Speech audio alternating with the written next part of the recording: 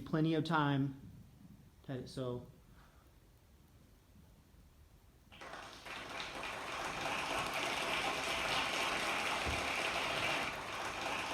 all right, everybody, welcome to my talk show, Bibliaholic. My name is Aubri Christensen, and for today's episode, we will be interviewing a local youth minister to see his thoughts on the Old Testament. Today, we will be interviewing Lance Spencer.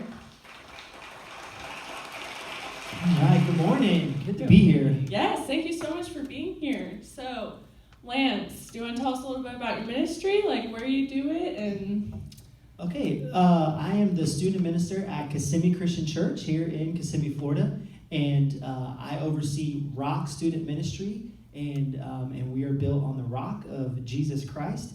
I've been doing this for about 2.5 years, and our goal is to expand the kingdom, transform lives, and also transform the culture that we're involved in. That's really awesome, Lance. So, what's your favorite part of the Old Testament? My favorite part of the Old Testament would probably, it's tough. I think I narrow it down to Exodus. Okay. And the reason why I chose Exodus is because it just goes to show the type of God that we serve. No matter where we are, no matter what we're doing, if we turn to Him and we look for deliverance and we look to be saved or rescued, He always answers the call. The hard part, though, is that we are short-minded and we forget what He did. And so it's a great example through Exodus of how God delivers the people. Once they're delivered, they turn away from Him and they go to their own way, and then they turn back to Him and He rescues them, and it's kind of like this back and forth. But He's so faithful, and He always answers us when we turn towards Him. Yeah, that's right. Definitely. We do serve a faithful God who's very full of mercy. That's great. So you're serving in a youth ministry, and they probably don't find a lot of value in the Old Testament.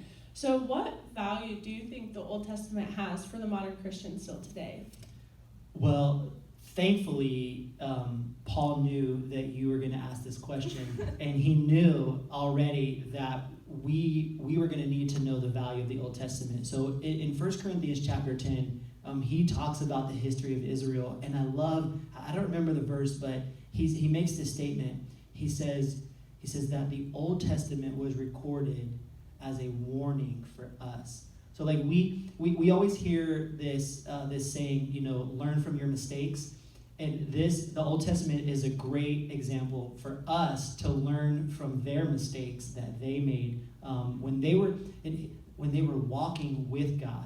And I pointed out at Exodus, in Exodus, God was a cloud by the day and a fire at night. So they got to see Him, and they still turned away from Him. So I just love the Old Testament because it gives us a chance to realize that we have stories to warn us, and we can learn from that. Yeah, that's really good. I like that a lot. So we can look back in the history and it has value for us because we still encounter that. I like that a lot. So what ways have you found that help people kind of connect with the Old Testament a little bit? So looking at what has been written, and why the story is there in the first place, they don't cover every single day of what happened, and Abraham is a prime example how he followed God, for many years, but you don't hear about every single day, and so you see the highlights and the points. So one of the things that I love to look when I look at the Old Testament is, why did this story make it? Why did this get recorded in the chronological order of the Israelite history? And so also, what is the message behind it?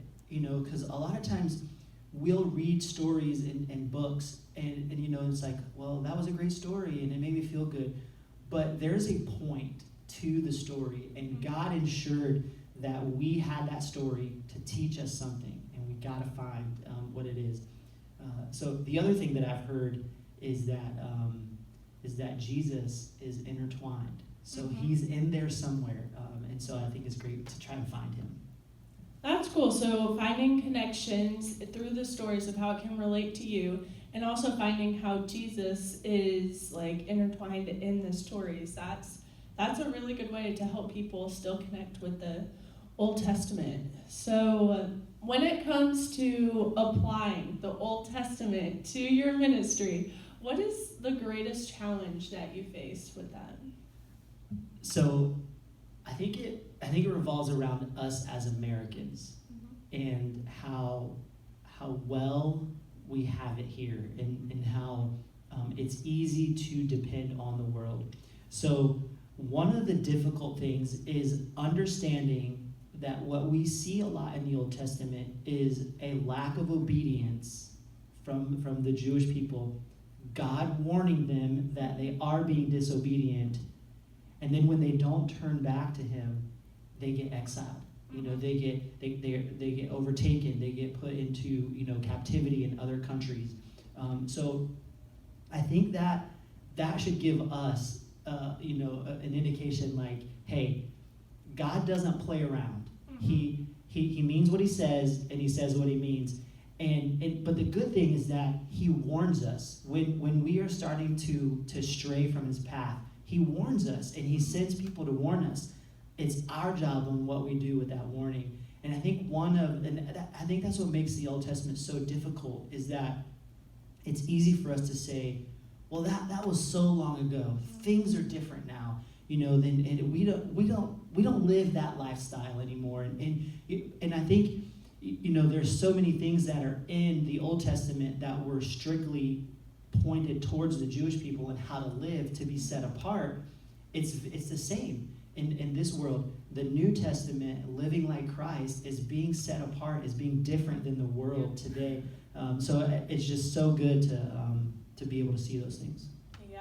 So that was a good point of us being Americans, is how we don't physically get exiled whenever we disobey God.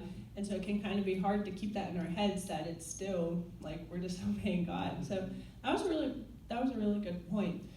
So as you look at the Old Testament as a whole, that's a lot of material there. But if you could find one thing for our audience to know today, what would be the most important thing to know about the Old Testament? I think the most important thing for us to realize is that God, he hasn't changed. He's not the one who changed from the Old Testament to the New Testament. He had a plan, and like I said a little earlier, his plan of salvation was being worked out through the Old Testament. And once we've seen Jesus arrive on the scene and start to fulfill all the prophecies that were told about him, it just goes to show how linked the Old Testament and New Testament is.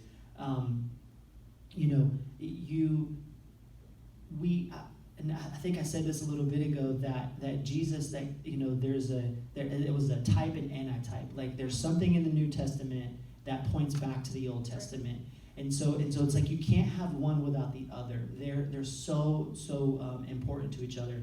And it just goes, and I was thinking, man, the book of Hebrews, how it talks, it's strictly all about the Jewish people, and how we, not being Jewish, being Gentiles, like we can learn so much from that.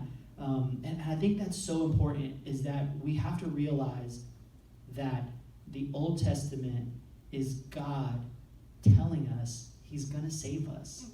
And then the New Testament is him honoring his promise and him coming through with that promise. Yeah, definitely. That's great. So, yeah, just again, linking the Old Testament to the New Testament. It's funny all the similarities you can find and stuff whenever you look. And then we're going to exit on our last and probably the hardest question. What part or parts of the Old Testament do you find the most difficult to incorporate into your ministry? The Sunday school answer and the Bible school answer would be the book of Numbers. Right. And so, but I think the hardest part would be would be the way that they had to depend on God. And I think it goes back to, being in America. We can have anything we want, anything we need. The American dream, go work and you'll achieve it. But in the Old Testament, a lot of people had to depend on God to provide for them. And so I think we can get very comfortable in living our life in the New Testament to where, looking at the Old Testament, they always had to be ready, they always had to be prepared. And I think that it's tough to put one thing that's on there, but I think it's just us realizing to not get comfortable. And there, accidents happen when you get complacent, and when you start to think, you have everything together, that's when you start to fall apart. Right, that's a very good point. Well, I want to thank you so much for coming on Bibliaholic and being interviewed. We really appreciated it. So have a great day. Thank you. Thank you. It's good to be here.